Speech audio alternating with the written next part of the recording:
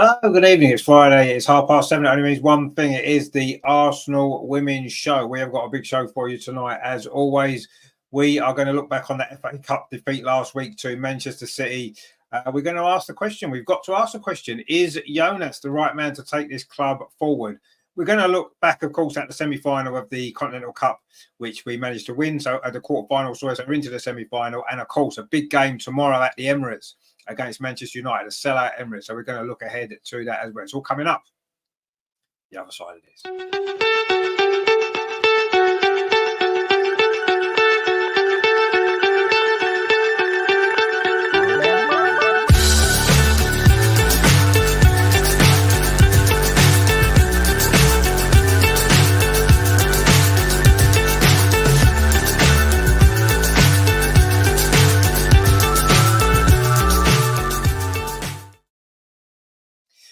Now, as well as all that we mentioned before, we're also going to be keeping an eye on the game that's currently going on at Kings Meadow. It is Chelsea against Manchester City, of course, the top two in the WSL. We could do certainly with both teams dropping some points, or if not Chelsea. Well, the score there is actually Chelsea 0, Manchester City 1. Bunny Shaw has only just given Manchester City the lead. They've only played, 16 minutes there at Kings Meadow, and it is Man City that are winning. So far, so good, maybe from an Arsenal perspective. Not that necessarily it's going to make much difference if we keep losing games, is it? But anyway, we'll take a Manchester City victory tonight, won't we? They are winning. Bunny Shaw's goal, it kind of showed the difference with a clinical striker playing every week from the start. That's the difference that it makes. But we'll come on to that a little bit later. But yeah, Man City are winning. Now, you might be thinking to yourself, well, why am I on my own this week? Well, a couple of reasons, really. First of all, Andreas is, as we're speaking now, he's actually getting on a flight to come from Germany to London because, of course, tomorrow he is at the Emirates for the big game. So there'll be no Andreas tonight, but we do, of course, have his video contributions, as always, which we'll be going through as we go through the show. And, of course, who else normally joins us on the show as well as Andreas? Of course, who else would it be? But Amar, how are you doing, Amar? Yeah, not bad. I was just actually catching up on the goal, and yeah, Man City have scored, so it's game on. Yeah, exactly. It was a good goal, actually. Well, no, I was just catching up on that. Yeah, good counter attack. And funny I'm gonna keep it on the background. I'll keep it on silent, so I'll focus a bit more on this. I don't get distracted, but it's too good a game to ignore. Yeah, I've just got it on the screen next to me. I just keep watching it, but we'll only really be bothered. We'll only be bothered if something exciting happens, which I'm sure it might do later on now. But anyway, it's 1-0 to Man City at the moment, so that's all quite good, isn't it? We've had a couple of comments in already. Greg says Jonas has done as well as recent managers. Yeah, but have the recent managers had the squad depth that we've currently got? That's what we have to ask ourselves, don't we? I suppose. Darren's with us as well. Aidan, Darren, good to see you, my friend. Where do we start? Well, I suppose only one place we can really start, isn't there? Rewinding back to last Sunday and what turned out to be a rather disappointing game in the FA Cup.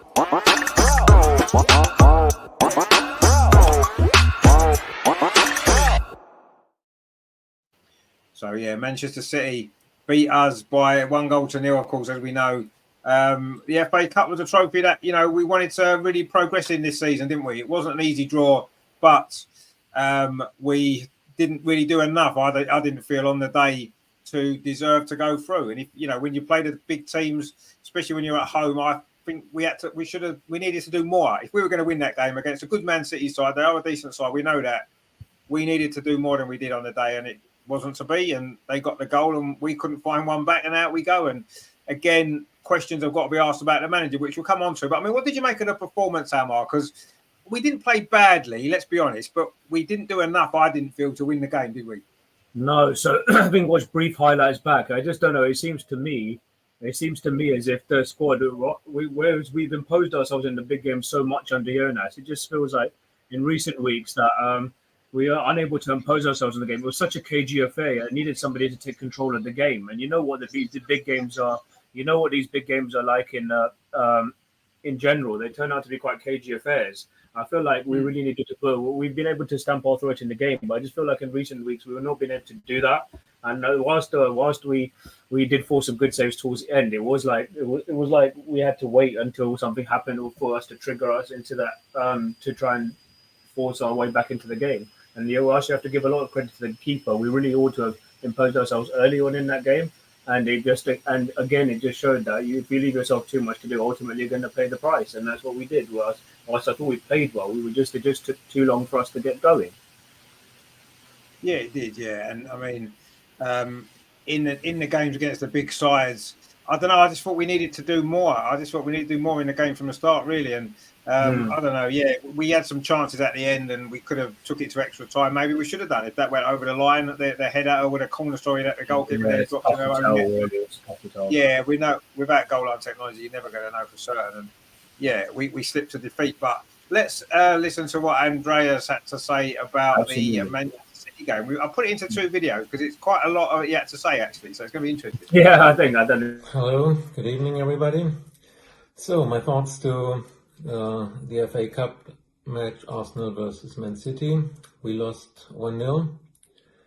Yeah, one more disappointing result. Out in Champions League, nearly out of title race in WSL, out in FA Cup. What's next? Yeah, I have to say that I was really disappointed after the match. Yeah, of course it was a tough draw, but for Man City it was an even tougher draw. They had to play away at one of the best teams in the league, and yeah, we were at home. But all in all, after the 96 or 98 minutes, yeah, it's hard to say, but I think City was this one goal better team. They were ruthless in front of the goal when they had this one chance, and yeah. Once again, in my opinion, the team doesn't bring what this quality squad should bring. It starts with a questionable lineup. I mean, if Kim Little is fit, she has to play. Yeah. Then Beth was out of form in the last 2 or 3 matches. Caitlin seems, for me, overplayed. I think she needs a break. Frida is out of form. She's not the Frida we know from last season. And once again, what has Chloe Lacasse to do in training to get a chance, to get minutes? And why not starting Stina in the attacking line? I don't understand. And then the subs, once again, not good. No good reaction from the manager. When you're 1-0 down, why sub off your only striker? Sub off a striker and bring another one. No. It's a knockout match. You have to risk something. If you lose 1-0 or 5-0, it doesn't matter in a knockout match. If you lose, you're out. So risk something. Bring Stina on and let Leslie on, so that we have 2 strikers. They made a good match when they played. I think it was away at United. Sub Beth off. She had not a good match. Bring Chloe. Bring Kim on earlier, not only in the 80th minute. Was Jonas waiting to bring fresh legs for extra time? We didn't reach extra time because he didn't risk anything. It was miscoached again. Oh, very strong words there from Andreas, wasn't it? I mean, wow, it's difficult to disagree with much of that, if I'm honest. I do feel kind of similar to that. I mean, the team lineup for me wasn't a surprise because he's sticking with this almost the same team, isn't he? In the WSL games and also that FA Cup game against a top team. So I wasn't surprised by the lineup. But to me, I mean, we'll come on to Jonas a little bit more later on. But yeah, I totally agree with most of what Andreas said there. Really, I mean, the substitutions again were poor. Yeah, why not put 2 strikers on? We're losing 1-0. Go for it. And you're right. In a knockout game, if you lose 2-0 by trying to score a goal to make it 1-1, it makes not a lot of difference, does it? In the end of the day, you're knocked out. You might as well risk everything. And we didn't really do that, did we? I mean, yes, we had some chances at the end, but I thought we were tentative. We didn't look. I don't know. We didn't look ruthless enough. I'm not really sure. I don't think we played badly, but it's difficult to disagree with a lot of that. There, Greg says a couple of decisions went our way. We could have gone through. City didn't cause us many problems. No, you're right. They didn't. But what City did was they were the away team and they played it like an away team, didn't they? They were quite happy to let us have the ball at times and try and catch us on the counter attack. And that was how they played the game. And it was almost a perfect away performance, wasn't it? That they didn't have many chances. They took one that they had, not great defending. And then they defended their lead afterwards. And yes, we had some chances, but I don't think we did enough to get back level again. So, I mean, you're absolutely right, Greg. You know, one or two decisions may have gone our way and it might have been a different story, but we should be doing better. With the team that we've got, the players that we've got, we should be performing better than we did in that particular game. And that to me is why we've got knocked out, not necessarily one or two decisions, which you're right about. That goal at the end may well have gone in and that could have took it to extra time and who knows. But, you know, we shouldn't have to rely on that really, should we? We should have done more in the 96 minutes, as Andreas said. I mean, it's not much to disagree with, is there, Emma? Do you think Andreas is a little bit harsh there? I can understand where he's coming from. He is a bit passive at times. He's been in recent times. You could see the Spurs game was a great example. The West Ham game, you know, okay, that was again. You don't need to be fielding the same team. Okay, I understand. I don't know what was wrong with Kim since December, why she hadn't played pretty much since the Chelsea game. Nothing had been revealed, but I feel like she could have brought on early to make the influence. And then rather than starting with the same team, we saw what the difference. Okay, no disrespect to London City. They're a good side. You could see the difference, the different teammates. But why not mix it up a bit more often? Just give the opposition something, ask them more questions, give them something extra to think about, rather than fielding the same 11 and overplaying them and burning them out. And that's eventually what happens. You could see it takes its effect on the players that they're not able to perform to their full. They're not able to perform.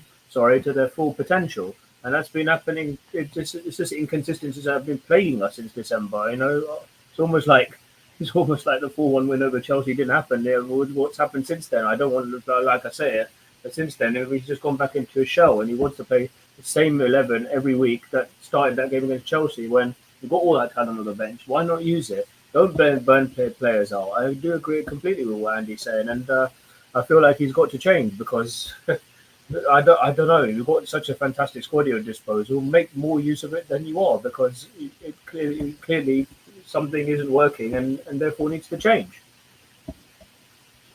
Exactly. Yeah. I mean, I can't see what. I mean, it's going to be interesting tomorrow, actually, isn't it? We'll talk about the game tomorrow later on, but it's going to be interesting to see what team he picks tomorrow now, because it's almost like there's nothing really to lose anymore. He's got to try something different. What he's been picking, the team he's been picking hasn't been working, and we can't afford it not to work again tomorrow. So it's going to be interesting. I'm looking forward to seeing what the team lineup is actually with anticipation, and seeing if he does be brave and make some changes to the side, which, you know, it'd be a brave decision in a big game. Let's see if he can do it.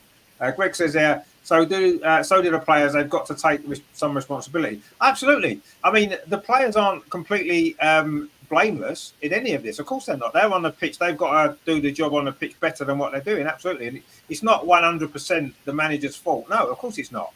The players are to blame as well. But the manager prepares the team. The manager picks the side. The manager makes the substitutions. And all those things impact how the game plays out. And he is responsible for those things. He's not responsible for what the players do individually on the pitch. No, he's responsible for the tactics of the team, though, isn't he? And how the team's set up. He takes most of the responsibility. But yeah, I agree. The players have to step up and do more. Absolutely, they do. Certain players in particular. I mean, Andreas went through a few there, didn't he? You know, Brida's not playing as well as we know she can. Beth's not in great form. We can, you know, use the excuse of her injury, and I think that's fair enough. And we can maybe go a little bit easy on Beth, but leave her out of the team. If she's not performing, maybe she needs a little bit of a break. She's played every game since she came back virtually. Maybe she needs a break. Like Viv's having a break, maybe that's what she needs. So, you know, these are little things that have to be asked. The questions have to be asked when you're losing games, and we are losing games at the minute, big games. And you know, if we lose one or two more big games, the season's going to be over, and it could be curtains for the manager, which obviously we'll talk about. I'll say a little bit more. Hannah says, I think Arsenal skipper is for sure a key part of the Gunners team. We need her back. Yeah, absolutely. And as Andreas rightly said, if she's fit enough to be on the bench, she should be fit enough to start. And she did start, of course, the game in midweek. So I don't know. That was a strange one for me. But I say we'll be interested to see if she starts tomorrow. Greg says hopefully he'll play a very attacking side tomorrow. Well, yeah, but that's quite risky. And is he going to take those risks? You know, we haven't got a great record against Man United, really, have we, in recent games? They won last season. You know, they beat us at Meadow Park the season before in the Cup. You know, we We've lost away last season. We only drew away this season, so we don't have a great record, do we? Terry says, let's be honest, City wasn't nothing special, and neither was we again. This is becoming a habit. Something doesn't seem quite right. Yeah, you're right. And I want to talk about that a little bit more when we get on to sort of Jonas in a bit more detail. But Andreas did send us a very long video against Manchester City. There's some more to come. So let's listen to what else he had to say about the City game. Then there was a fantastic save from Sabrina D'Angelo. And I asked myself, would Manu have saved this ball? For me, Sabrina is the better alternative. Keating had a fantastic match, 2 sensational saves, yes. But yeah, I don't rate Gareth Taylor as a manager, but he risked at the beginning of the season to bring this 19-year young goalkeeper as a new number 1. Yeah. And we stick with Manu. She makes mistakes. She cost us points.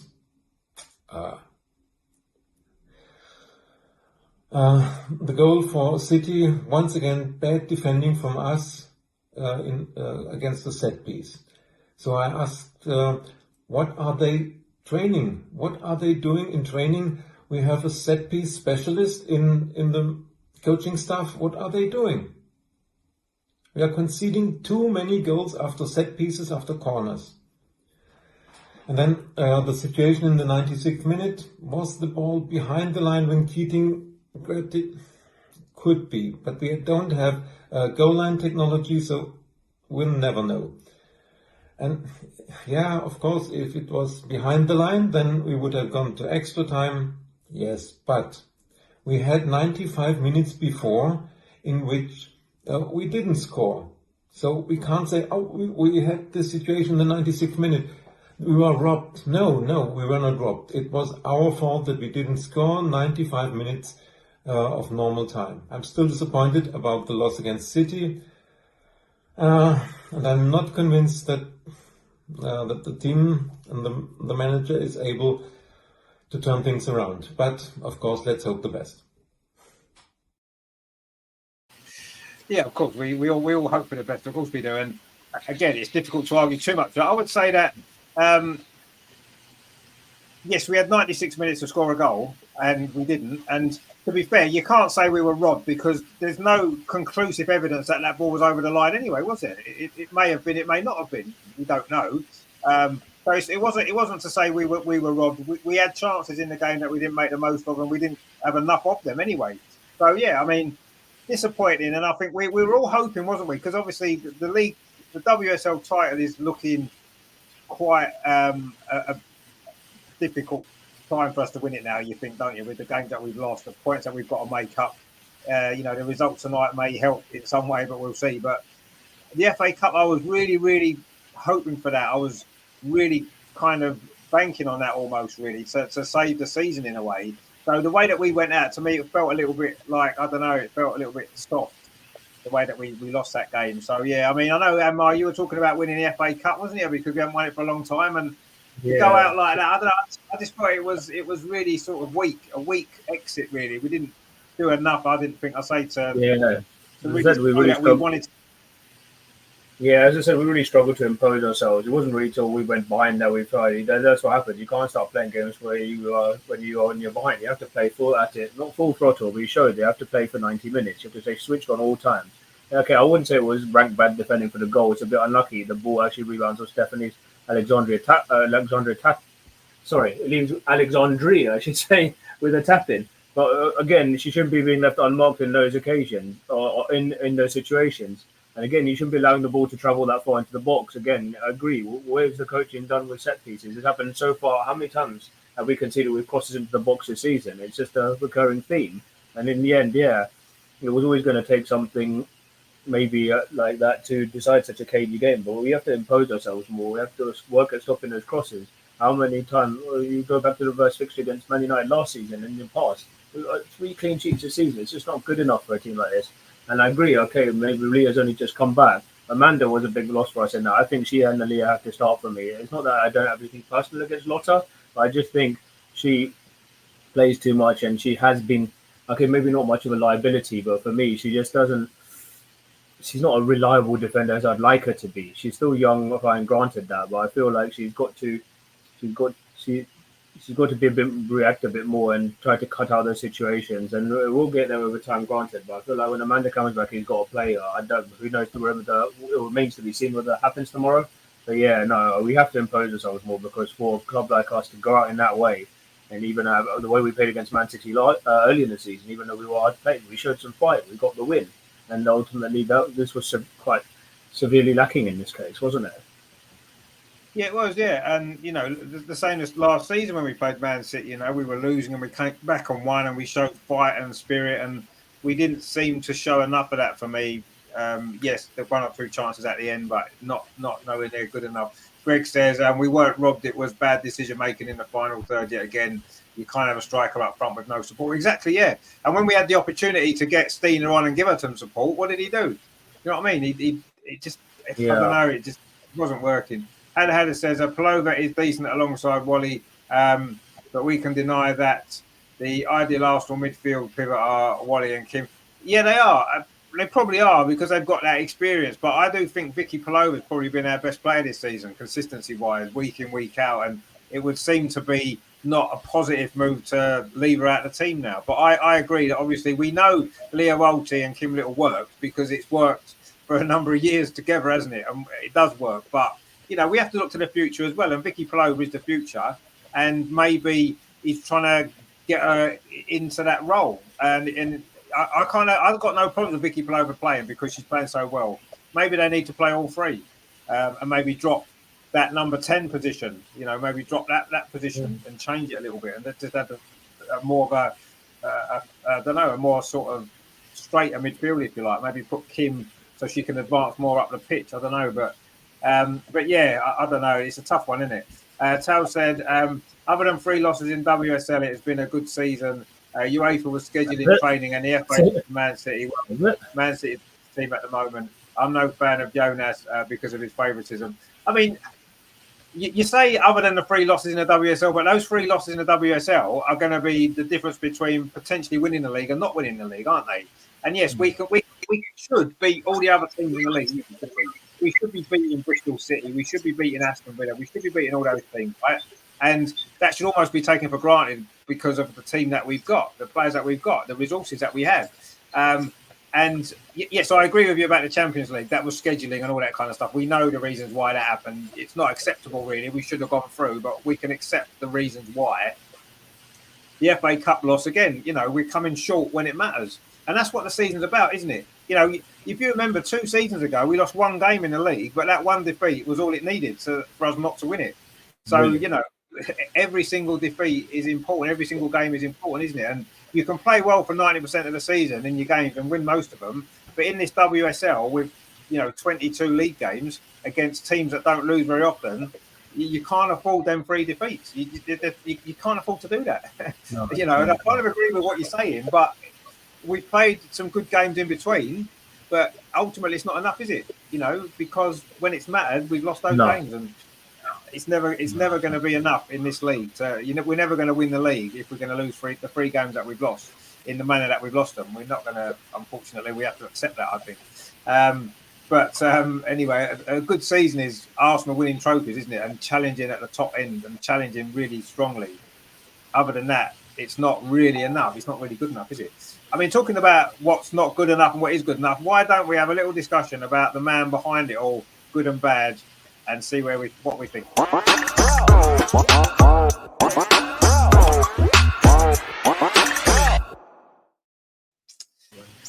I'm actually starting to feel a little bit sorry for Jonas. I know a lot of it's his own fault, actually, and I'm not going to say he's not to blame, but I do kind of feel a little bit sorry for him because I do like him. I do like him, but I'm starting to wonder whether or not he's got what it takes to bring the best out of this group of players.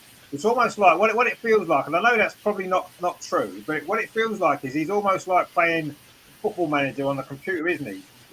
I'm going to get all the best players that I can get, and he's got all these great players, but when it actually comes to the reality of putting them into a team and playing together and making it work, he's struggling to do that, isn't he? For whatever reason, I don't know whether it's to do with him not being able to get the blend right, maybe. I don't know, him not understanding what he needs from each individual player. I don't know what it is, but he's got such a great squad. I can't think of in recent years an Arsenal manager having such a good squad of players, such depth in so many areas of the team, and still not being able to produce consistently good performances. You know, we've got the best attacking players probably in the league, I think. When you look at who we've got, you know, Fina, Alessia, Beth, Viv, we've got Caitlin, we've got Chloe Lacasse. You know, we have got the best attacking players in the league, and yet we're struggling to score goals. We are struggling to score goals, and how does that work? I don't understand how we can be so poor in the goal scoring department when we've got all this great attacking players. We've got decent midfield. It's not like we're not creating. We shouldn't be struggling to create things with the players that we've got in midfield. It's just, I don't know. Ultimately, it has to come down to the manager, doesn't it? No matter what whether some players are out of form, whatever it is. Ultimately, results are on the manager. The way the team plays is on the manager because he's the one who's in charge of it all. And I'm starting to wonder whether or not he is able to sort this out. I think steadily, from his first season to now, we seem to have gone backwards with a better group of players, with a better squad, with more depth, and we're not progressing, and it worries me.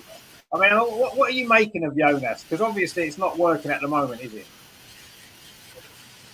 Nah, it just seems to be stale. He doesn't, as I said, doesn't seem to be willing to rotate. He's too passive in the games, willing to react, and rather than able the players in. It's not the players' fault. They're just trying to do their best, give it 100%. They can see it's down to manager to ultimately try and get the best out of them. And as I said earlier, I don't like saying it, but it's almost as if that performance against Chelsea was a one-off because they haven't really built from it. As I said, you look at the games against West Ham, you look at the games against Spurs, and even City last week. Why isn't he able to replicate those before? Okay, it's not easy getting with the same group of players, but mix it up. We've been saying, cool, stop playing the same players every week and just give the opposition something different to think about. You've got so many good squad players at your disposal. Use them more. You know, don't leave it too late. You know, we've been to say more things. I don't know. And then he, as I said, I was saying to you on the show last week, Richard, he seems to just, he doesn't, not only does he not seem to want to make the changes, he does it too late, and then he said, oh, the loss is all down to, yes, of course they're down to you, but you could have had the opportunity to make things different. And rather than playing this, well, I don't want to say be too harsh on the players. They're giving their ball, but it's his management style. It just seems a bit stale at the moment. It doesn't seem to change. And I know people are saying, oh, okay, I don't want to go into too much as we've done before, and we have a different opinion, but look at Mikel when something's wrong. He isn't passive. He's getting the best out of those players that defence. Why have we got the best defence in the Premier League? It's because he's able to mix up and he has a reliable starting 11. He has a reliable starting 11 and he's able to mix up when he wants. And he's got good players at his disposal. He seems to be able to somehow get the best out of them. Okay, he isn't pretty at times, but he's more active and he's more reactive, whereas Jonas is more passive and he doesn't seem to be wanting to able to get the best out of his players. So it's down to him, rather than taking the blame for all these losses, to try and make things happen quicker and so that we can get the best out of these players and then get back to the football that we so loved in the first couple of years of his management. Yeah, something's not right, is it? I don't think something's not right maybe behind it all. I don't know. The team don't seem to be playing with the same... I mean, Terry makes a good point here. He says, I know it's down to Jonas how we play, but the girls don't seem to have any passion or fight. Yeah, but you see, that comes from the manager as well, though, doesn't it? The manager is the one that instills that passion and fight in them. And they had it last season. You know, a lot of it, yes, we've got some new players in, but, you know, we had real fight and passion last season. In adversity, you know, we were brilliant at times. And that's disappeared. And that, to me, is a sign almost. And I'm starting to wonder whether or not the players aren't playing for the manager anymore. And once that happens, once you've lost the dressing room, you've had it, haven't you? Your job's finished. You never get that back. And I'm starting to think that maybe that's happening a little bit. I'm starting to feel that. And is it because he's so stubborn with the team selection? He's not making enough changes. Players are getting frustrated. Maybe some players in the team are thinking, why are we not making these changes? Maybe they're getting frustrated as well. I don't know. But I start to get the feeling that all is not happy in the camp. You know, as we looked. Last season, we looked together as a unit. We had a lot of problems with injuries and everybody pulled together. And yes, ultimately, we didn't quite reach all the targets that we wanted to, but we had a good go at it, didn't we? You know, in every competition, we won the Continental Cup. But the Champions League was incredible. What some of the performances we put together in there, and yes, in the end, the WSL was always going to be difficult with the injuries that we had. But at least we showed fight last season, and whatever happened, you knew that team was never going to give up. They didn't know when they were beaten. But this season, it's almost like we go a goal behind, and you're thinking that's it. We're probably not going to get back into this game. That's how you feel now with this team, and it's not. That's not how it should be with a team that we've got, and that has to come back to the manager. It has to. The manager should be making the team feel more. But maybe it's a belief thing. I don't know what it is, but it's not there, is it? It's not there, and that's really, really worrying for me. Really worrying, because that's the one thing that you can have all the talented players in the world. If you've got no heart and no fight, you're not going to win anything. You're not going to achieve anything. No. And that seems to be. I'm not saying it's quite as bad as that, but it seems like it's gone. We've gone backwards in that regard. We've definitely gone backwards in that regard, and yeah, it needs to change. It needs to change quickly. Definitely, it does. LG says, "I'm so sick of this manager. He and Arteta are cut from the same cloth." I don't compare him to Mikel. Sorry, I'm not having that. I don't compare to Mikel. Sorry. That's a really good point. And I was thinking this earlier on, actually, kind of looking ahead to the show tonight. And it's like, to me, Mikel Arteta doesn't want to make too many changes to his team, right? He keeps the same starting 11 most weeks unless someone's injured or he makes the odd change. Yeah, but then I don't think Mikel Arteta's got the depth in the squad to be able to make a lot of changes because it weakens the team. So it's not necessarily just his fault. He should rotate a little bit more, one or two players here and there a bit more to rest players. But I can understand it to a degree because he doesn't have the squad. Jonas keeps the same team every week in the same way, but he's got the squad to be able to change it, and it doesn't weaken the team, and he doesn't do it. And that's more frustrating for me. And I kind of agree with that point from LG there. Jonas has got a far better squad, so he's got no excuse. Arteta's maybe got the slight excuse that some of the players on the bench aren't good enough for the level that we want to be at. So you can't maybe always say, well, why would you play them when they're not good enough? And I kind of get that. There's no excuse for Jonas because the players on the bench are good enough. Some of them are better than the players starting, you could argue. So, yeah, that's an issue. And, yeah, I definitely agree with that. I do definitely agree with that. Greg says the 3 losses that were against teams we should have won. We outplayed teams but can't score. Yeah, well, 2 of those losses in particular were games that we dominated and we should have won. But we didn't. And that's the way it worked out, isn't it? Darren says he hasn't. Well, no, he certainly hasn't. Where are we here? Sal says another. Oh, we've read that one already, haven't we? It's favouritism. Yeah, that is kind of a part of it as well, isn't it? Wayne says it's a good point. He says we are well marketed to be the best team, yet not perform like it at all. Sell out the Emirates and break WSL records every time we're at home, and even got our own Stella McCartney kit. Yet we're losing games. You're right. I mean, the marketing department at the Arsenal women has been fantastic. What a job they've done. They've been absolutely brilliant to get these games at the Emirates sold out. But at the moment, it's riding on a crest of a wave a little bit, women's football, and Arsenal at the peak of that. But if we keep losing these games, if we're not challenging and winning titles, eventually that will drop off, and we won't be selling out the Emirates.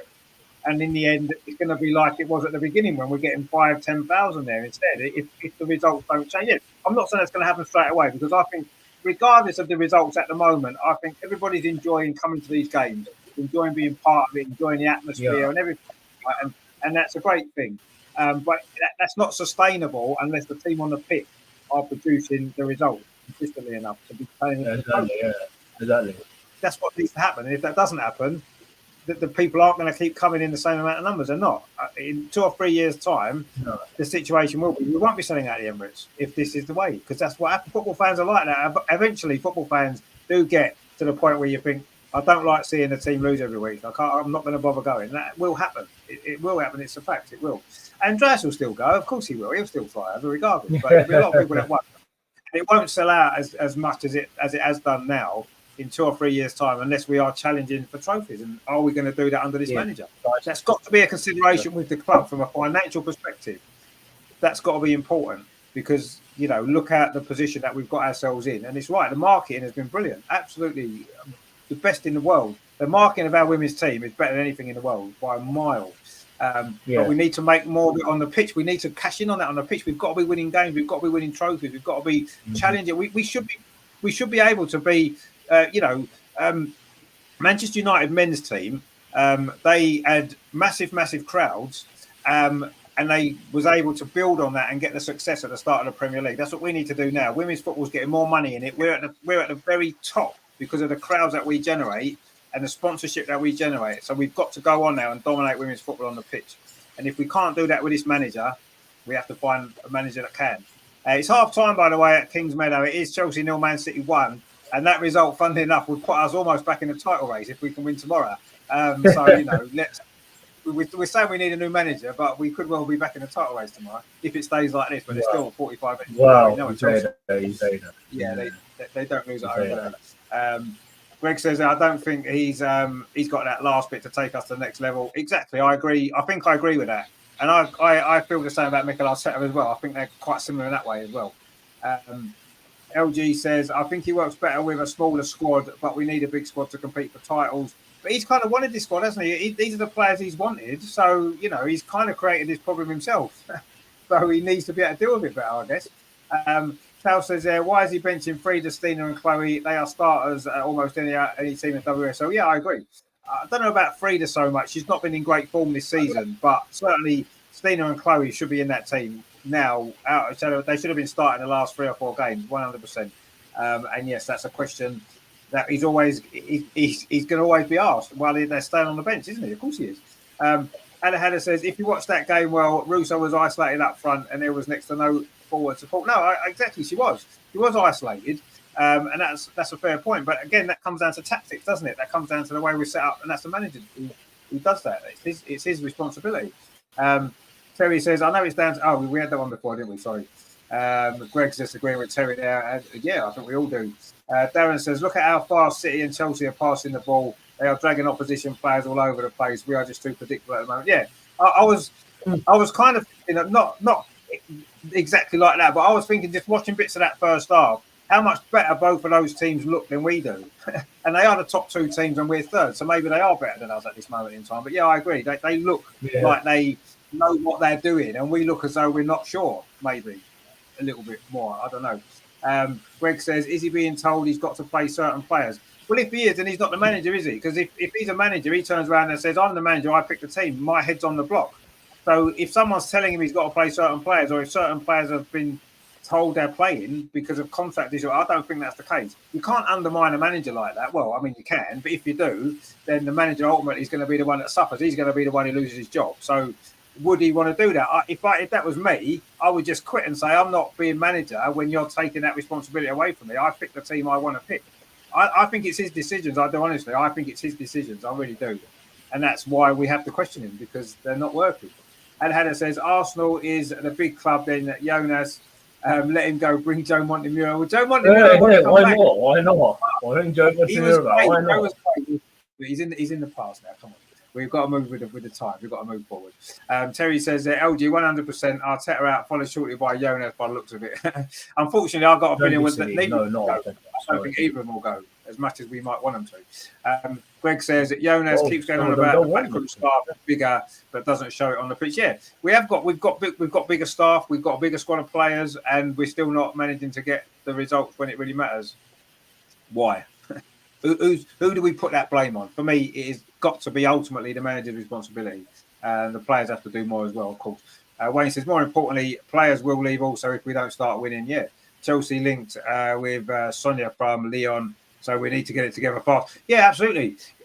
Yeah, you're right. And the players want to be successful, and it's a little bit of a catch-22, because if the players played better, we've got more chance of being successful, I suppose, because they're good enough. But ultimately, yeah, the manager's responsible for that. And if he can't get them to play better, then, yeah, maybe he needs to go. And you're right. We can't afford to sit on our laurels, can we? And so, well, we're Arsenal. We can sell out the Emirates and hope that's enough to attract players. I mean, Andreas mentioned it before. Jonas seems to be attracting these players. Is it Jonas that's attracting the players, or the fact that they know they can play in front of 60, 50,000 fans at the Emirates 4, 5, 6 times a season? That's a big thing for these players, you know, that have been playing basically in front of one man and his dog before, to suddenly get that opportunity. That's a big thing. And I think that's what's drawing the players to Arsenal rather than the manager, personally. But, you know, maybe it's a little bit of both. Of course, Andreas has got something to say about Jonas, and we want to hear what it is. So let's listen to Andreas' thoughts, shall we? Okay, a few thoughts to the ongoing discussion, Jonas out. I must say that I've not decided for myself. Whether I'm Jonas in or Jonas out, it's difficult. But I'm losing more and more the trust and the belief that he's the right for this team. He makes fantastic signings. He's able to convince fantastic players to sign for the Arsenal. So I think his visions and what he tells potential new signings, this must be convincing. But he's not able to bring the best out of them. And this season, with the returning players from injury and with the new signings, we have an extremely squad depth, what we never had before. And I think we have, together with Chelsea, the strongest squad in the WSL. But look what we are doing. We struggle against the teams with low block, against teams at the bottom of the table. We lost against teams we've never lost before, West Ham, Spurs. But who could be the successor? Who could take over the job from Jonas? That's the problem. I think there is no alternative to sack him during the season. I read that Kelly Smith should take over, but I think she even hasn't got the license for being a manager in the WSL. And she's part-time coach for the attackers and for the strikers. That's our problem. Our attacking line, our strikers don't score enough goals. So, I think for Kelly Smith it's too early to take such a job. But where is the alternative? Who could take over? And even if we do this at the end of the season, then a new manager comes and finds a squad that was in which players are that Jonas wanted. A new manager means new ideas, new style of playing, and this takes a while. And so it would be a new build-up, and maybe 1 or 2 seasons with a new manager until we are competitive again.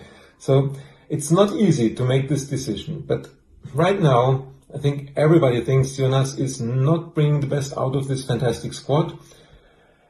And of course, the next matches, London City Lionesses, United, Spurs, Chelsea, will decide what to do, will decide about his fate.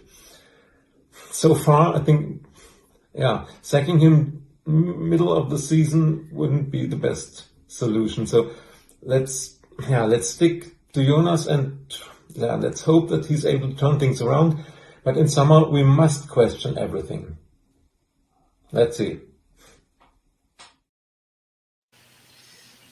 This is why we like Andreas on this show, because he brings sensible opinions and gives us things to think about there. And I think he's right. Ultimately, it would be almost pointless sacking him now in the middle of the season.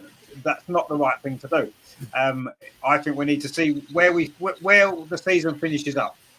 If we finish third and win the Continental Cup, that's 2 seasons running. We haven't really progressed, have we? We've done the same as the season before.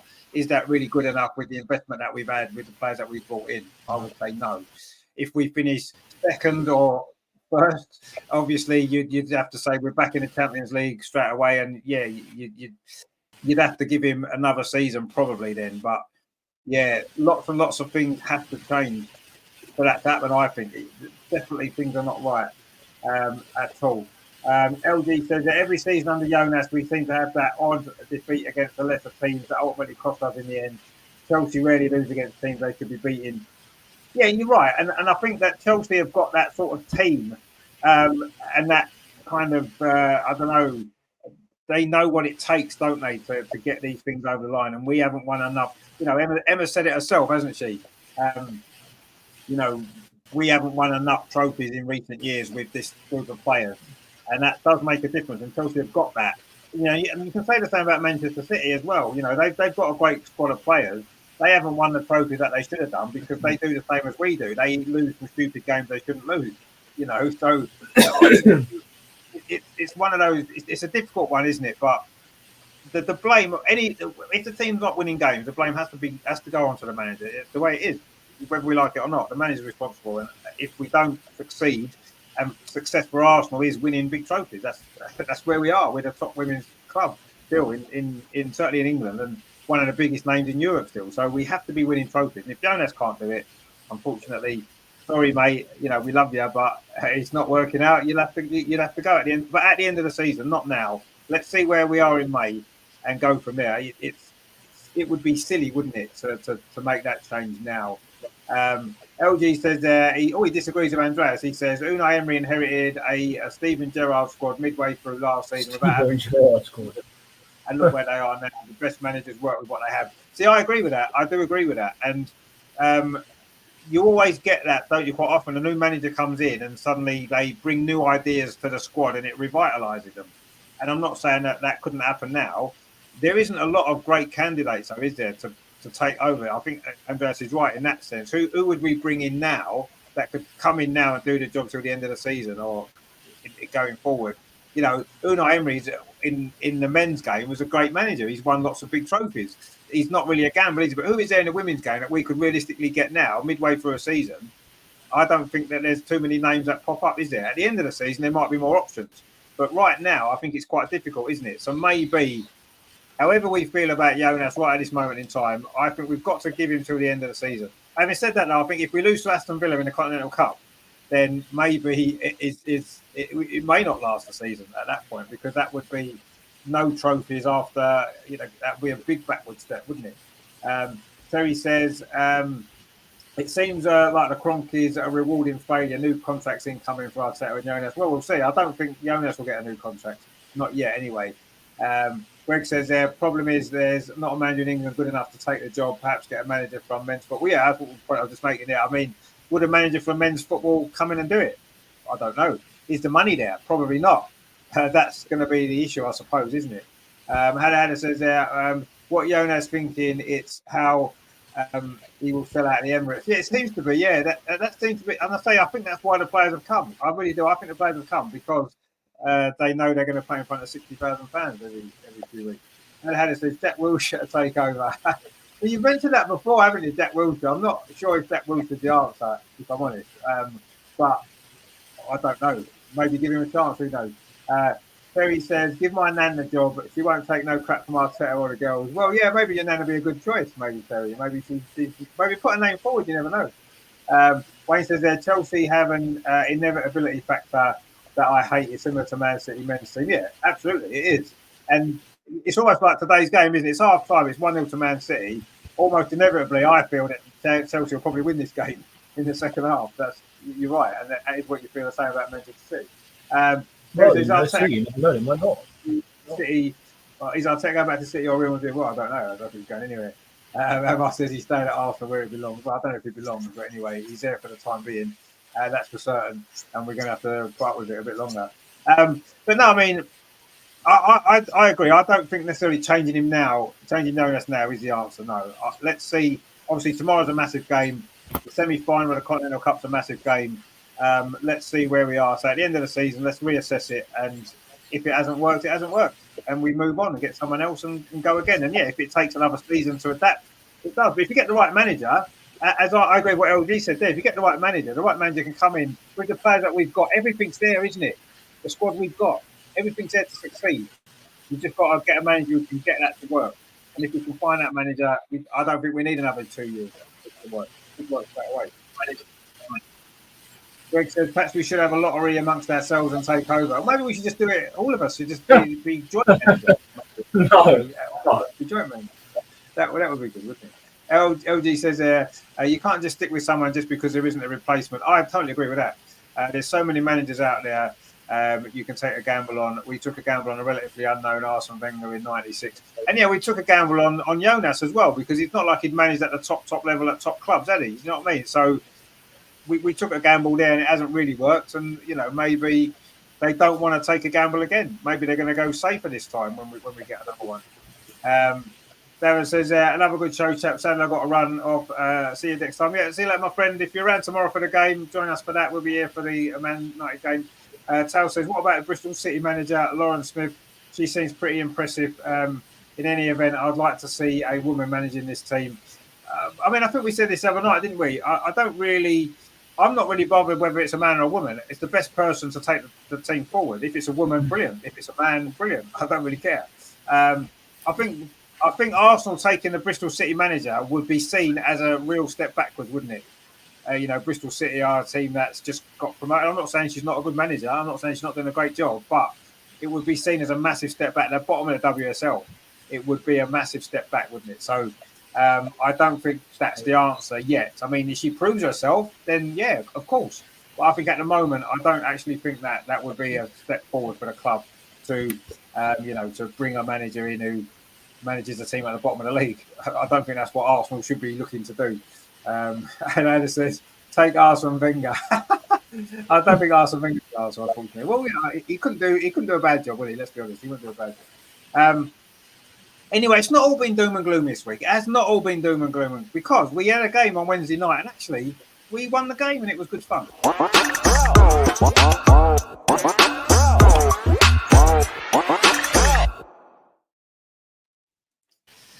So, of course, a lot of us have been crying out for Chloe Lacasse to get an opportunity to start a game. She starts a game and she scores 2 goals and plays well. Yes, it's against a team from the Championship we should be beating, but you can only take your chance. You know, Stina got a hat-trick in the last round against Reading. She hasn't started a game in the WSL or the FA Cup since. And Chloe Lacasse has now come in for this game, got 2 goals. Will she start tomorrow? But it wasn't a great performance the other night, was it? We got the job done. We were professional, and we scored 4 goals, and we took our chances, and we played okay. Didn't we? Let's be honest. It was a good enough game to watch. It was okay. We won. We've gone through as we expected to do. But it's more about the squad players that got the opportunity the other night. Stina started. I thought she played well. She didn't score. Chloe started, played well, got 2 goals. And this is what I mean. Leia Cadena did well again. He looked a good player. Are these players going to start getting opportunities now? They're doing the job in the Continental Cup. Do they now deserve that chance in the WSL? I believe that they do, but let's see. I mean, Emma, what did you make then of the London Lionesses game? Because we got the job done. We were professional enough, wasn't we? It was a steady performance, wasn't it? Without being spectacular. Yeah, it took us a while to break it down. We had all the possession again, looking like what a familiar pattern has been developing in recent weeks. And throughout the season, we struggled to break down teams with a low block.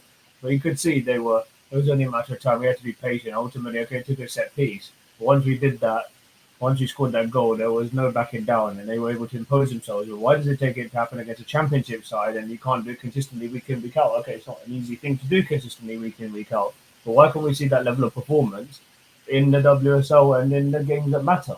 Okay, this was a game that mattered, obviously. It's probably the only realistic chance of a trophy this season. But it was good to see, and we played well. He made the changes, as he had to. Why can't we see this more often in the league, as I said before? But anyway, we'll leave that put that to one side, as I've been griping on too much, and we've been talking about too much about the management and the players and how to utilise them better.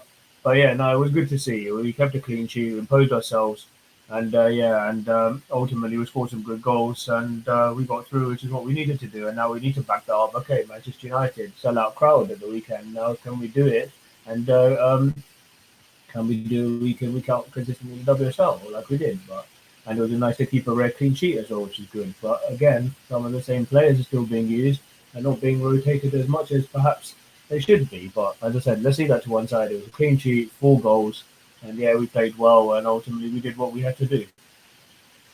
Exactly, yeah. I mean, we needed to win that game. If we'd lost that the other night, and I think Jonas may well have gone just on the back of that, losing to a Championship team, I think that would have been curtain. But, I thought it was a professional performance. I think that's what, you can't do any more than that, can you? The pressure's on Arsenal to win those sort of games. It took us a while to break them down. We had a lot of possession without creating much, and then I say a set piece goal. We're saying that we can't defend set pieces, and we scored a goal from a set piece, which was a well worked set piece. Actually, good header from Stina, and Chloe was there to finish it off, and that was great. And of course, a penalty for the second goal, which again, Stina was heavily involved in that, wasn't she? Proving her point again that she should be starting more and more games. Let's hope that she does tomorrow. I mean, Terry makes an interesting point there. He says, let's be honest, you could pick any of the girls and just say, go out there and play and probably win 99% of the games. Well, yeah, that's a fair point, I suppose, because we've got players that are good enough to win those games, and yet we're still losing and struggling, so I'm not sure. Greg makes an interesting point here. He says, Look at the passion Jonas showed in his first season to what he shows now. Yes, and I think it's the same with the team, isn't it? Something's not right, and that's what I'm saying. Something's not right. I'm not sure what it is. Greg says he said he was going to play his strongest side, but I don't think he did. Does he know what his strongest side is? I mean, it was a side that won the game, so you have to say it was a strong enough team to win that game. Was it our strongest team? I don't know. I would say probably it's not the team he thinks is stronger. He thinks Russo's in our strongest team, absolutely. If he did score, we should come on, to be fair. Terry says, let's not beat about the bush. Villa must fancy their chances. Well, we were lucky to beat them at the Emirates in a way, wasn't we? Them 2 late goals. I think we'll beat Aston Villa. They've been terrible. Sorry to say, but I think we'll beat them. The international break, as I said, just on that international break after this, games are quite spread out. We've got Spurs, then we got Villa 3 days after, perfect opportunity to make changes, and then we got a big one against Chelsea, which is of course now on a Friday night as well in a few weeks' time, which again is not great for our show, but I feel like now is a perfect time. Win tomorrow, try and win. Hopefully a few players will get rested with that international break, come back refreshed, and then we can have a good run in and finish the season strongly, which is I'd like to see it that way, but again, only time will tell. Yeah, I do think the international break is coming at a good time, actually. I agree with that. Yeah, maybe we do need a bit of a breakaway. We need to get the result tomorrow, and then hopefully we can all regroup after the internationals and come back a lot stronger. I absolutely agree. Terry says, why didn't he play Steiner and Russo up front? Another missed chance. Yeah, it would have been a good opportunity to get them to play together, wouldn't it? I agree, 100%. And he took Steiner off and brought Russo on, just swap like for like, which he does a lot. Greg says, everyone are confident against us at the moment. Yeah, they probably are. They probably are, unfortunately. I kind of agree with you. Anyway, of course, Jonas, what about Jonas? Andreas, has given us his thoughts on the Lionesses' victory, of course, as well. Yeah, well, our Conti Cup match at London City Lionesses, okay. Job done. We won 4-0. I think that's okay. Any win in knockout match is okay, and it doesn't matter whether you win 1-0, 4-0, 10-0. Look at Chelsea. They played at home against Crystal Palace, also a championship team, and they won 1-0 with a goal in 81st or 82nd minute. So it's okay. We've scored 4 goals, and the best is that Chloe, who finally got a chance in the starting lineup, she scored twice. That's great. And it's good that Kim is back. She scored with a penalty.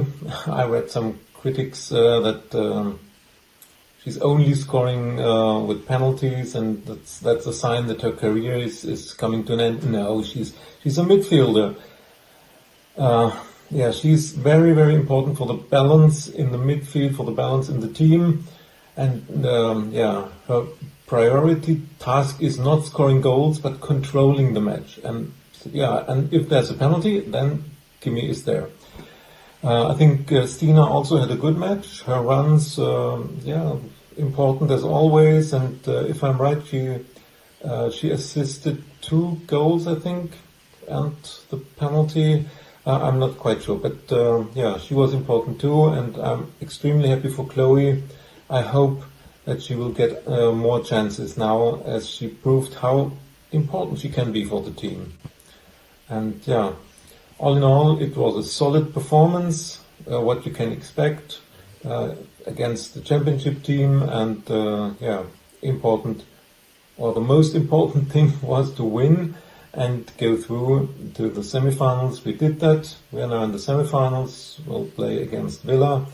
A big chance to reach the final again and to defend our title in the Conti Cup. One good note was Vivian Lee came on for her debut. She's a lifelong Gooner, comes from the academy, so another talent coming up. That's good. Okay, Conti Cup 4-0 win. Yes, we move. Yes, of course, it was great to see Vivian get her debut, wasn't it? And she showed a few little neat tricks, didn't she, coming on? And, she didn't lack confidence, did she? She was trying to make things happen. She was, proactive. And I thought she must have enjoyed herself in that game. And let's hope that she can go on and have a nice career at Arsenal. There's not been enough players in recent years, have they, that's come through the academy and made an impact in the first team. So I think it'd be nice if she's able to do that. She certainly looked good enough to me. I thought she looks a good little player. I quite enjoy watching her.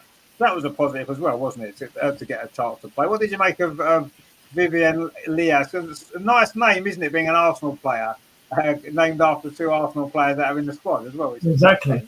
That can't be too often where you have 2 players who have the first names for Arsenal players, and you have a player who has the first and second now. I don't think really did that. I mean, if that ever happened again, surely that has never happened before. But who knows? That's mad, isn't it? But yeah, no, it was good to see her come. Another lifelong viewer.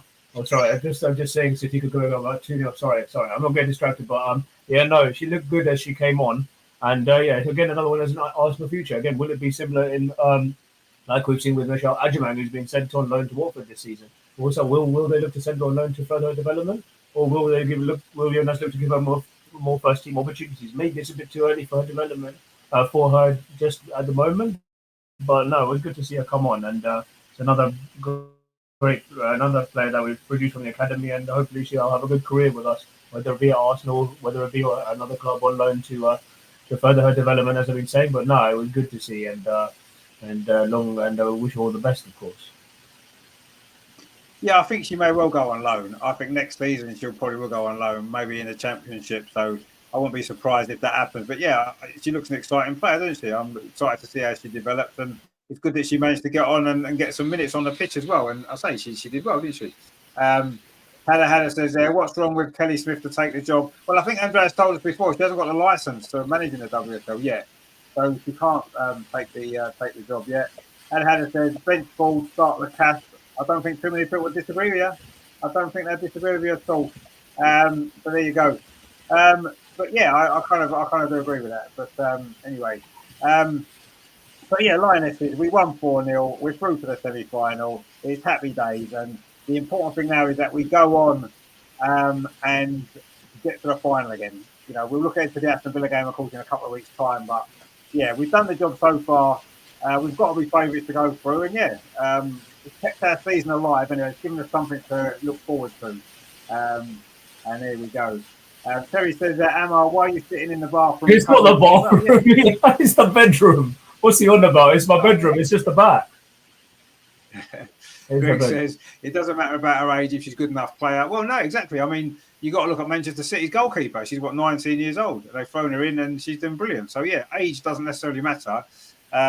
But she's another attacking player, Vivian Leah, isn't she? And, you know, we've got plenty of attacking players as it is. Is she going to get many opportunities? Probably not. So maybe a loan might be best. But we'll see. It was great to see her play, and she did well, and we won the game. And it's happy days because, you know, we needed a win, desperate for a win. And I sort of enjoyed the game. It was a little bit flat at times, but we got the job done. And I thought, we're professional. Clean sheet through to the semi-final. So it was a good night, all in all. And let's hope it's the start of a good week, because it's an important game tomorrow, isn't it? So let's look ahead to tomorrow's massive game at the sold-out Emirates.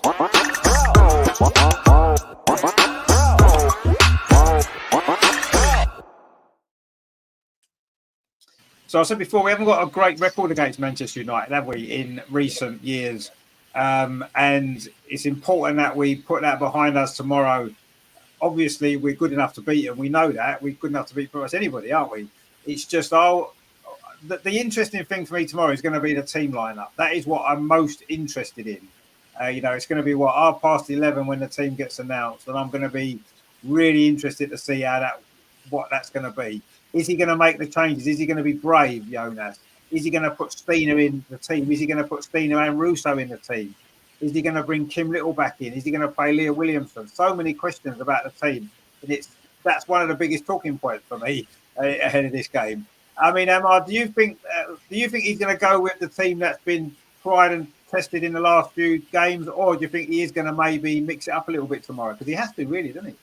I know, yeah, we say that, but yeah, I mean, he did take a few of them off early to give them some rest. I mean, yeah, it was good to see some of the likes of Beth and Leslie rested for that game. They still got the time. I mean, is he going to finally realise that it is time for change and not feel pretty much the same starting 11? Give one or two of the other girls a chance, because you know one or two of them won't be there for the key Spurs game. As we know, Emily Fox won't be there. We've still got Sabrina and Chloe for one last time before before they go off to the Gold Cup as well. So with a 2-week break in mind, I feel like one of if not, well, maybe perhaps on both, but one of them should probably start just to mix things up a little bit and give the opposition that hasn't been saying something to think about. Whether he does that remains to be seen. He's maybe just going to get out of this stale, stubborn style of management and then just keep up a chance. Okay, you have had 1 or 2 minor injuries. Hopefully Kim will start. Hopefully Lotta. Okay, well, I don't know. Will Lotta be rested? Will he play Leah again at centre back? But I feel like he has to make a few changes because clearly it hasn't been working the last few weeks, and it is important that we give we can impose ourselves a bit more because I feel like that's what's needed. It's clearly been obvious and apparent for all to see that the same starting lineup clearly isn't always able to play to their maximum potential. So it's down to the manager. Will he make the changes? Who knows? But I would like to see him do so, and then maybe I will start feeling. Perhaps I don't know how do I say it. Maybe a little bit confident in our side, but hopefully we'll say they'll be able to take the bull by the horn, so to speak. Yeah, I think we need following the last few, obviously the FA Cup game, the game against West Ham. I think we need a big performance tomorrow. We really do need a big performance, and it's a big opportunity, isn't it? A packed out Emirates Stadium to put in a real good show. And if we do that, then yeah, obviously it's the 3 points if we win the game, which is massively important. But also it's the message that it sends out, isn't it?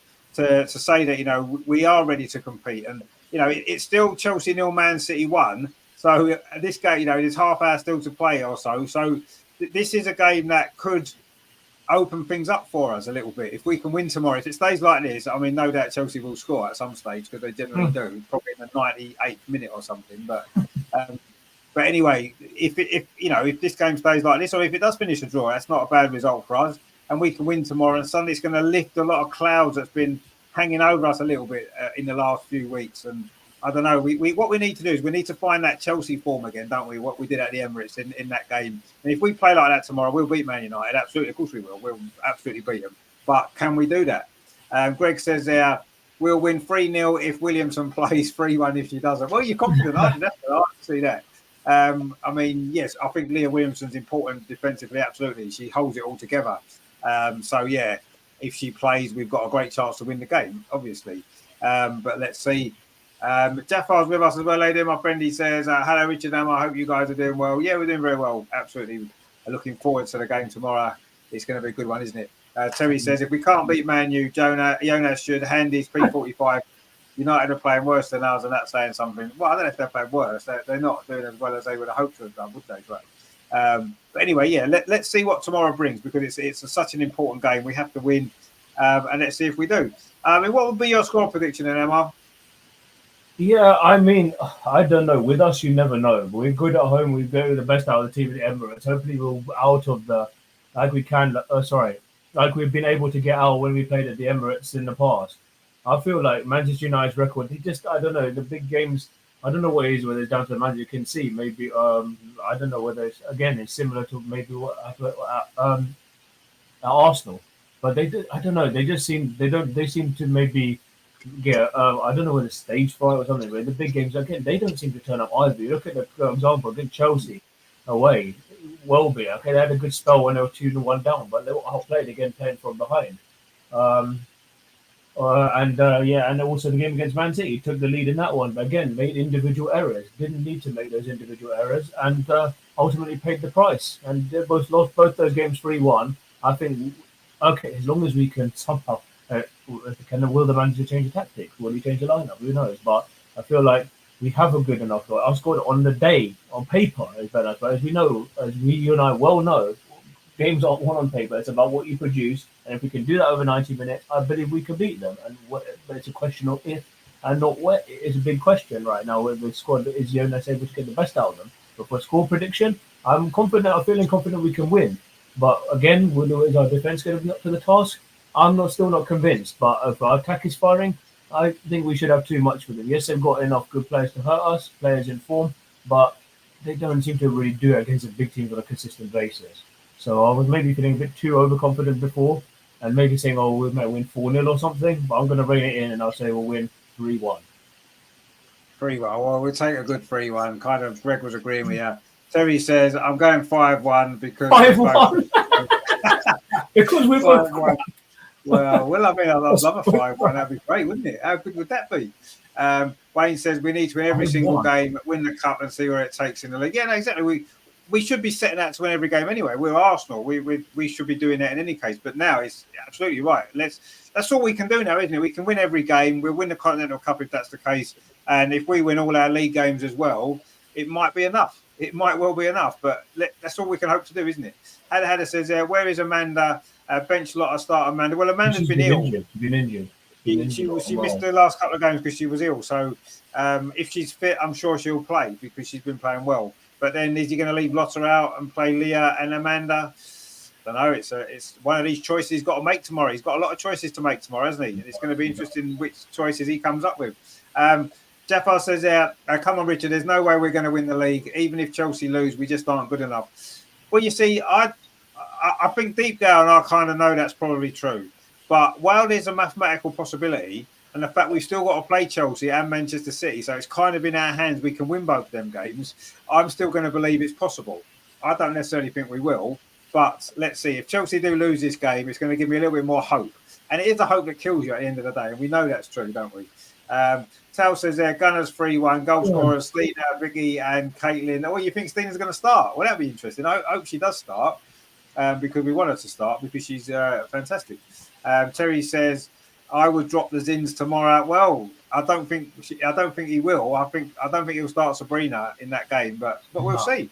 I don't think Sabrina's played at the Emirates yet, actually. I think Zinsberg has always played when we played at the Emirates. So interesting choice. I say there's pretty much 8 or 9 positions in the team. You think, who's he going to pick? It's like, who's going to be the central defensive partnership? Who's going to play in midfield? Who's going to be the front three? There's so many. Who's going to be the goalkeeper? Another one, as you said, it's going to be interesting, isn't it? So anyway, Emma's gone for 3-1. We've had a few good predictions in the chat as well, positive predictions. Let's see what Andreas is making of the Manchester United game. So the next match is coming up, and today we all read the news that the match is sold out against United. For the first time, sold out for a WSL match. 60,000, that's just fantastic. And let's build on this and let's get another win. The last match was 59,000 at the Emirates was against Chelsea. We all remember this and brilliant match, 4-1. It would be great to beat United in a similar way. But I'm not so optimistic for this weekend. I think United will score. They have an inform Nikita Paris. They have Geise, Ella Toon, Leah Galton. Dangerous players, and we know how how vulnerable our defense is. And we'll have probably Frozen Manu, the statue, back in goal. I would play Sabrina, but I'm sure that Jonas will play Manu. In defense, I think Leah will be back. Let's see how many minutes she can bring on Saturday. And then in midfield, I expect Wally, Kim, and Vicky. And in the attacking line, we know what Jonas will do. If Caitlin is fit, if it was only precaution that she was subbed off, then she will play, and together with Leslie and probably Beth. I would like to see Chloe, maybe Stina and Leslie in a deeper role, but let's see. It's an important match, not only for the girls, but also for Jonas. I hope that the home advantage and the filled stadium, the atmosphere will boost the girls and that they can bring a fantastic performance. We need it. We need these 3 points against United to secure the 3rd place and to be in the race at least for the 2nd. And let's see what will happen on Friday evening between Chelsea and Man City. It could be a final for the title. If Chelsea wins, it will be very difficult to reach them again. But let's see. Okay, My prediction, as I said, I'm not too optimistic. I'll say it will be a draw, 2-2. United will score twice. I'm afraid that will happen. And are we able to score twice? Yes, we are. And we will. And therefore, we'll have a 2-2 draw. And if it's a win, then I will be extremely happy. Okay, see you on Saturday at the Emirates. If you recognize me, say hello. And otherwise, there will be a matchday vlog with the atmosphere, as always, probably on Sunday. See you then. Bye-bye. 2. Yeah, of course. If you're at the Emirates tomorrow and you do see Andreas, and you can't miss him because he's about 8'4" tall, so you don't. Just do say hello to Andreas because he's a great guy. He'd love to meet a few of you guys out there as well. So, but yeah, I mean, not quite as optimistic a prediction from Andreas there. 2-2 draw he's gone with, and I can understand Man United scoring 2 goals. I wouldn't be surprised if they did because they've got some decent attacking talent as well, haven't they? And we're not exactly defending too well at the minute, so I wouldn't be surprised. But obviously we've got to predict a win, haven't we? I mean, I kind of think there's going to be goals in this game. A bit like last season, it was an exciting game, wasn't it? There was lots of goals. I can see there being lots of goals again. I'm going to actually go for Arsenal 3, Manchester United 2. So that's what I'm going for. I think we'll win 3-2. It's going to be a good game. It could be quite tense, but it'll be good, exciting, and it's going to be great for the crowd, isn't it? Which is what we want to see. The crowd will want to come back if it's a great game, won't they? So that's going to be good, isn't it?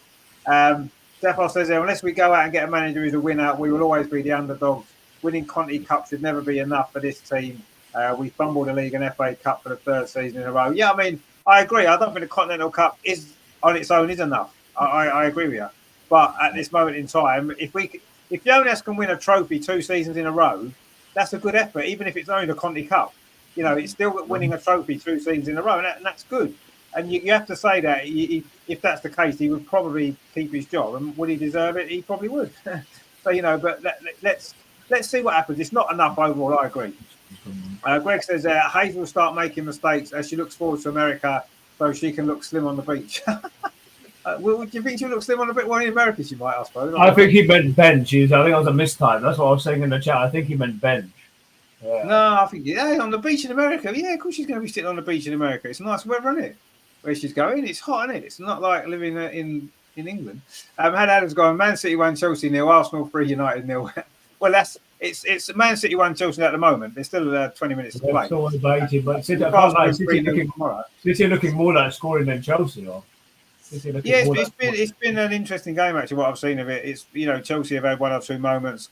Keating's played quite well at getting goals. She's a decent goalkeeper. Hannah Hampton made a good save in the first half actually when it was 1-0, stopped it being 2-0 from Bunny Shaw. So it is quite an even game. Man City look good on the counter attack, and Chelsea aren't really looking as though they're going to score actually at this minute. But there's still plenty of time. I'm sure that they will.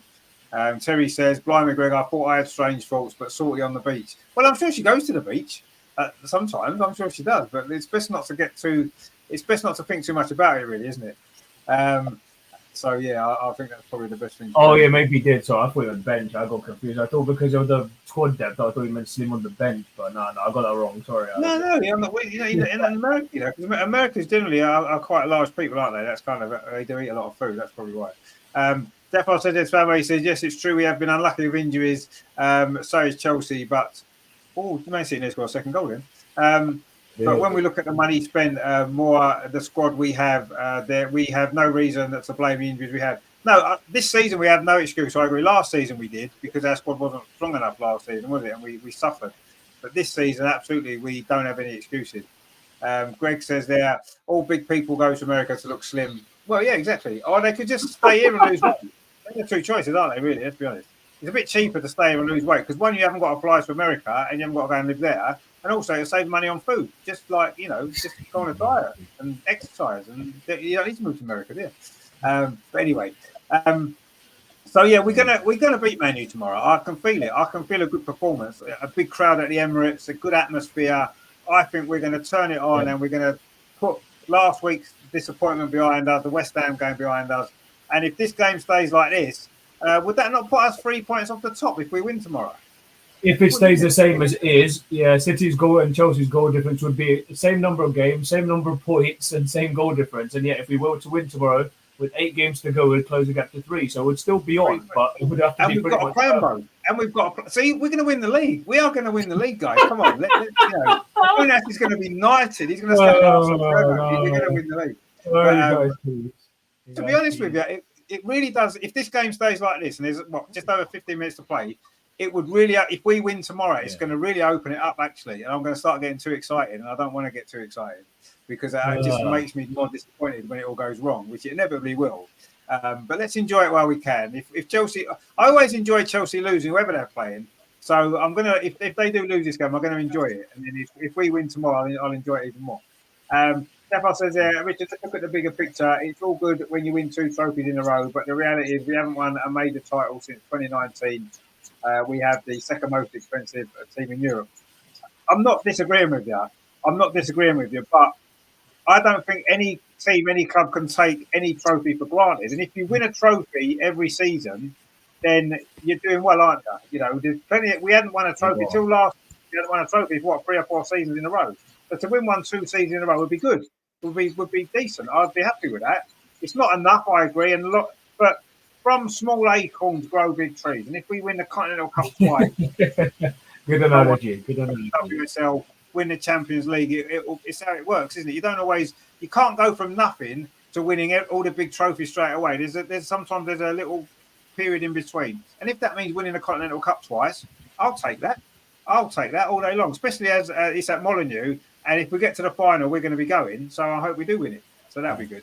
But anyway, we'll worry about that after the semi-final first, because I'm not going to jinx it by buying a ticket quite yet, just in case, because I've done that before and it doesn't really work out, does it? But anyway, Greg says, we'll play great tomorrow. Man, you haven't got enough to worry us. Well, I do think they've got enough to worry us. Have they got enough to beat us on the day? Hopefully not. I don't believe they have. I think we'll win. And I think we'll prove that we're too strong. I mean, talk about injuries, actually. They've just shown a clip there of Millie Bright and Sam Kerr on the bench for Chelsea. Two of the best players in the world. And we're moaning at our injuries that we've had, and they've got 2 of their best players out. And okay, they're losing this game, but they are still top of the league. So yeah, there you go. That's just a little bit of perspective there, which I think we needed. Greg says only 3 prizes in women's football, so winning again is great. No, you're right. Yeah, there's. Well, I mean, technically you could say 4 with Europe, although we were out, of course, of Europe this year. But technically there will be Europe as well. So they're technically 4 trophies. But yeah, I think winning any trophies makes it a good season. A trophy winning season is a good season, isn't it, as far as I'm concerned? And if we win the Continental Cup again, I'll be happy. I agree, though. It's not enough overall. Absolutely not. Arsenal should be winning league titles. We should be in Europe for a start. But yeah, I do agree. Terry says Chelsea have only played 75 minutes. They still have another 90 to go unless Chelsea score. No, you're right. Yeah. Well, having said that, I've noticed that I've not been watching the game too kind of clearly. I've got it on, but there does seem to be 1 or 2 decisions going against Chelsea in this game. They could have had a penalty earlier on, which they didn't get.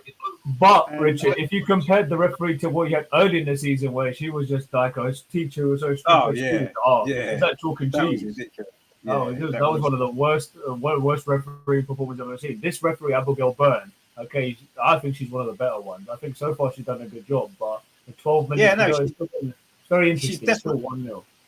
She's definitely not been too in favour of Chelsea, that's for sure, which is good to see. They've had 1 or 2 decisions that they've gone against them, actually, so which is unusual. Donkey says he makes a fair point. If City wins, it's typical of us to lose tomorrow. Yeah, I do agree, actually. That would be typical. We've got a chance to get back in it and we blow it. I wouldn't be surprised if that was true. But I hope you're wrong. I hope City do hold on and win. And I hope that we obviously win tomorrow as well. And suddenly the league title is back on, isn't it? The dream's back on. But we're going to have 2 massive away games, aren't we, at Chelsea and City that we'll need to win, probably. Or certainly we wouldn't have thought to lose either of them. Well, we probably will have to win, won't we? Let's be honest, because we're going to have to make 3 points up on both of them. So, but anyway, let's see what happens here first. But yeah, tomorrow's going to be good, actually. You're going tomorrow, aren't you, Emma? Yeah, I'm trying to go there. I have to get there a bit early, but yeah, no, I'm definitely going, and hopefully meet up with Andreas this time afterwards and go for a drink with him in a trolley. So that's the plan. But hopefully this time I can find the trolley, because last time Google Maps messed me about and I wasn't able to find it. So hopefully I'll see him after the game, and yeah, possibly have a debrief with them after, which will be really good. So I'm looking forward to it. If you want to find a trolley, if you come out of the stadium where the armory is, and you turn right, go underneath the railway bridge, just walk down that road, and it's on the left-hand side. You can't miss it. Maybe that's why. Thanks for telling me, because I think what Maps was telling me last time, I saw no railway bridge. I'll try to use it again. If not, I'll just follow the crowd. I'll follow the crowd. If you come out of the stadium where the roundabout is, you know where the armory shop is. If you come out I know that where the side, armory is roughly. Yeah. And then turn right, and then head underneath the railway bridge. And just keep going straight down that road. The Pollen's on the corner on the left-hand side. You won't miss it because I think there might be a few interested Arsenal fans from the Burnley game after as well. So I mean, let's see. But no, it'll be good. Yeah, so if you're at the game tomorrow and you want to meet Amar and Andreas in the Tolleton after the game, head down there afterwards, and I'm sure they'll be pleased to see you. Which will be good. In the stadium if you see him in the stadium as well. So that'll be good. But yeah, pop in the Tolleton afterwards, and that'll be great. And have a debrief on the game. Hopefully, it'll be a good debrief because we've won, and you can have happy memories. That'll be good, won't it? As Greg says, absolutely, just follow the giant. Indeed, yeah, follow the giant. You can't go wrong because he's a big guy, Andreas. He really is. But he's a friendly giant, isn't he? So say hello if you do see him. So yeah, no, it's going to be good tomorrow. It's going to be a great day. It's a great occasion as always playing at the Emirates, and yeah, let's hope that it's going to be a good win for Arsenal. Well, it's starting to get a little bit tense at Kings Meadow now. We're into the last 10 minutes. It's still 1-0 to Man City. And as Terry said, probably another 10 minutes of injury time to play on top of that as well, no doubt, until Chelsea score. But it's been a good game, actually, what I've seen of it. Competitive. It's been a good game. Chelsea coming on strong now. Two good teams going at it. Man City have got the lead and they're defending it pretty well and looking dangerous on the counter-attack. Chelsea obviously putting some pressure on at times and they've had a few chances, not quite able to... It's not been their night so far. They've not been able to hit the target. So once again, though, I have to say Keating has been absolutely outstanding with that handling. They're thinking really deep now. The first real chance I had was Erin Cuthbert a minute ago. Other than that, I'm struggling to remember too many other saves she's made. So at the moment, even though it's interesting early in the piece, Andrea said, I don't rate Gareth Taylor tactic as a manager. But when you see performance like this, when able to defend deep, defend properly, and stop those crosses coming into the box, and be clinical when they've had their chances. Okay, Hannah Hampton's made a good save, but you can see they're creating them. They're defending really deep. I think Jonas ought to look at this maybe for the Chelsea game in the future, and he can learn one or two things from this as well, Well, I mean, you think, they haven't won yet, Man City, but imagine if they can get back-to-back away wins.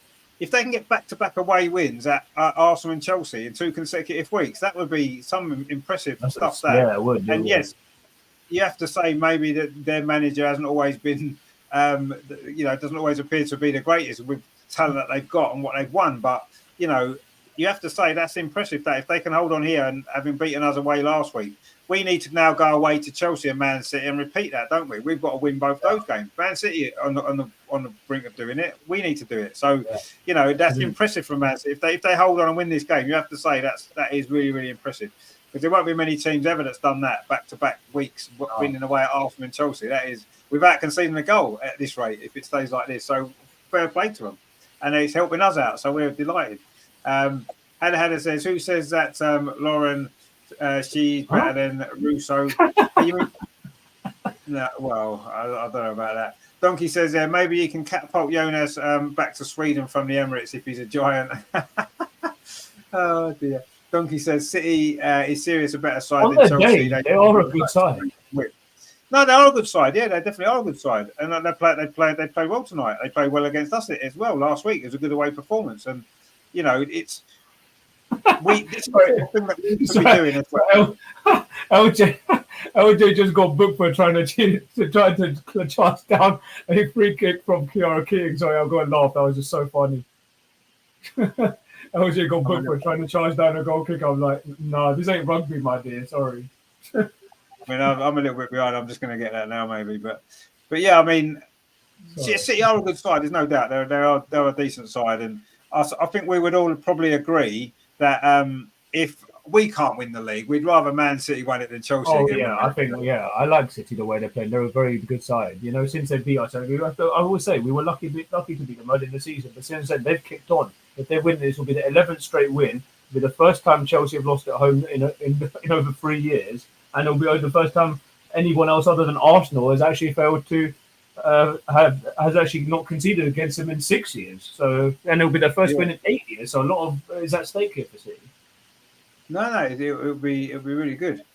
But I say this, there's still time. There's still time left in this game, so we'll see what happens. Let's have a look. We've got a few more comments here. Defo says, a question for the panel: is Jonas a better manager than Joe? If yes, on which basis? Because Joe had a much thinner squad than Jonas, and he won the league and the FA Cup. Is Jonas an upgrade? Well, you see, obviously, you've answered your own question, haven't you? Joe won the league and the FA Cup. So far, Jonas has just won the Conti Cup. Yes, Joe was there a lot longer, although he won the league and the FA Cup in his first 3 seasons, didn't he? I think it was. So yeah, obviously, as things stand, Joe is well ahead of Jonas. Of course he is. I don't think there's much doubt, is there, Emma? You'd agree with that, wouldn't you?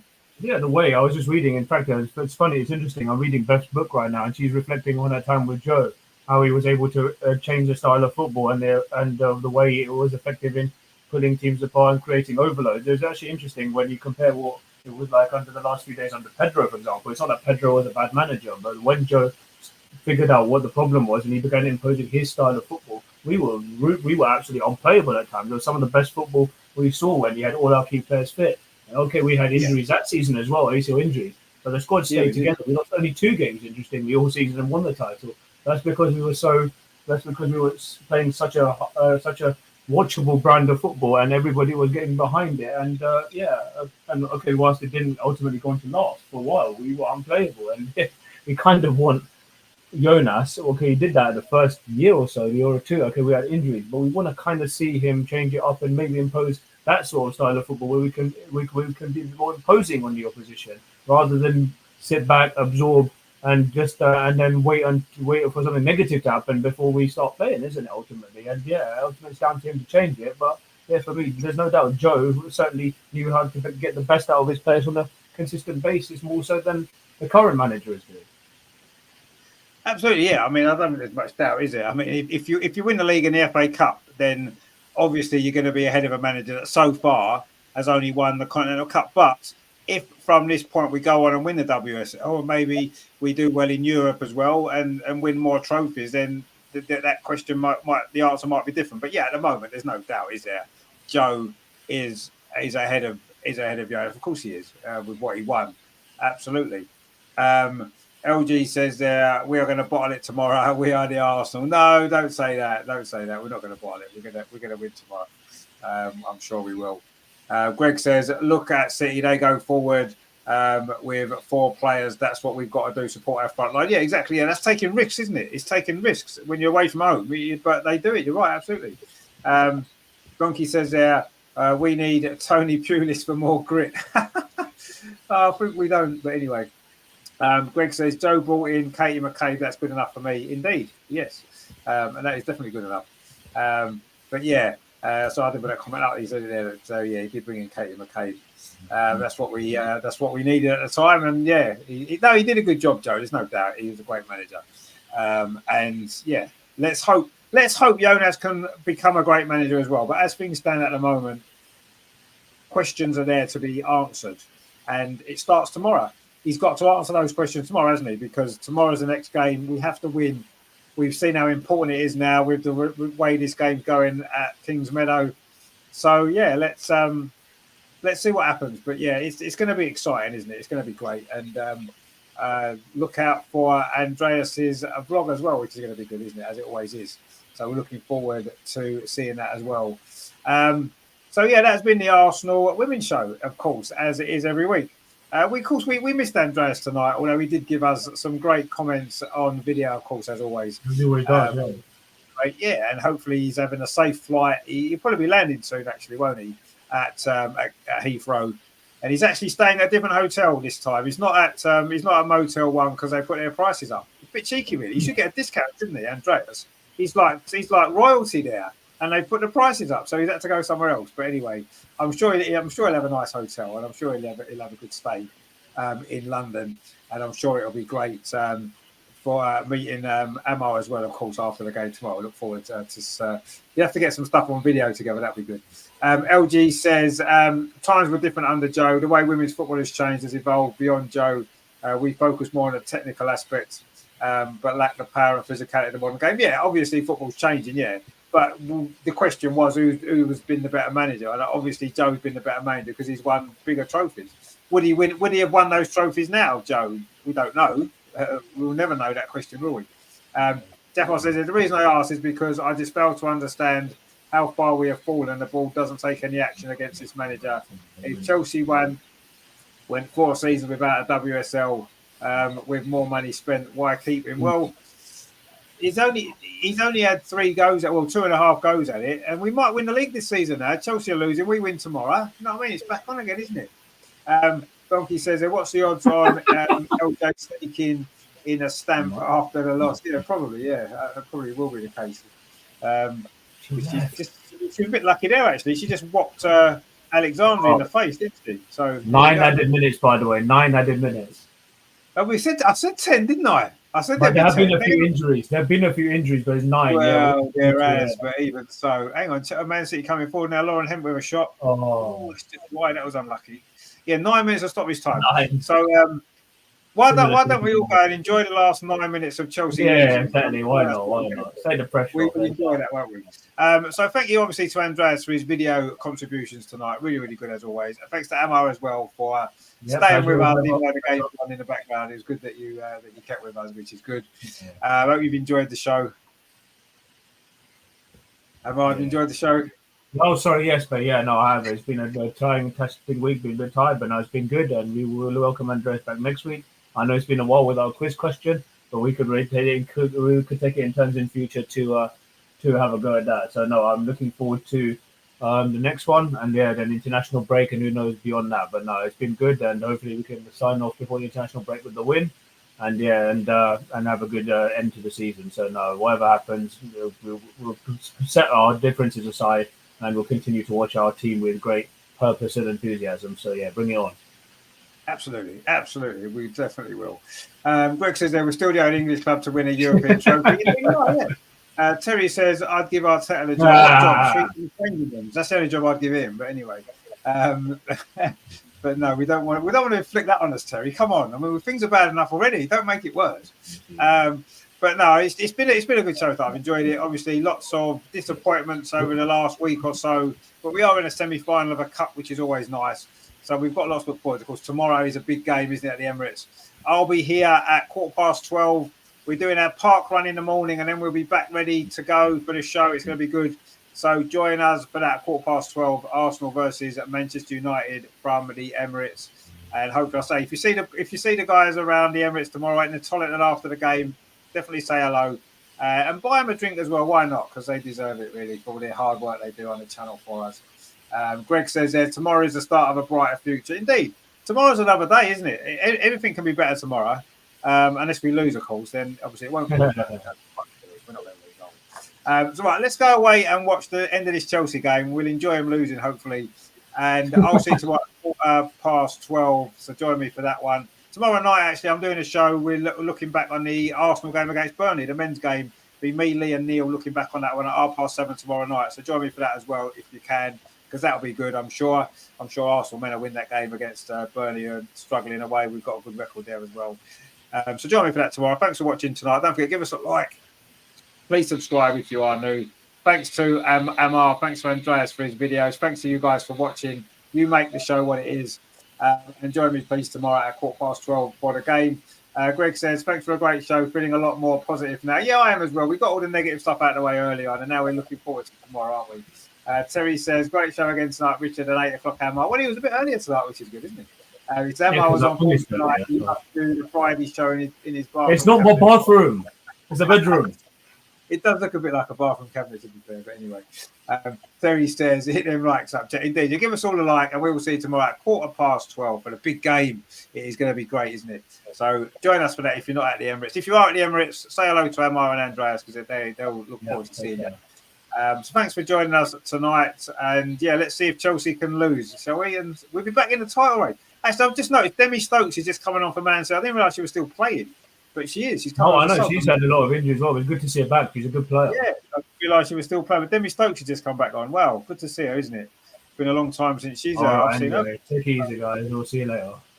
Yeah, we'll see you later, guys. Take it easy. Thanks for watching. And yeah, I will see you tomorrow at 12:15. Tell our guys, come on, you Gunners. Bye, Let's guys. do it. Okay. Bye, guys.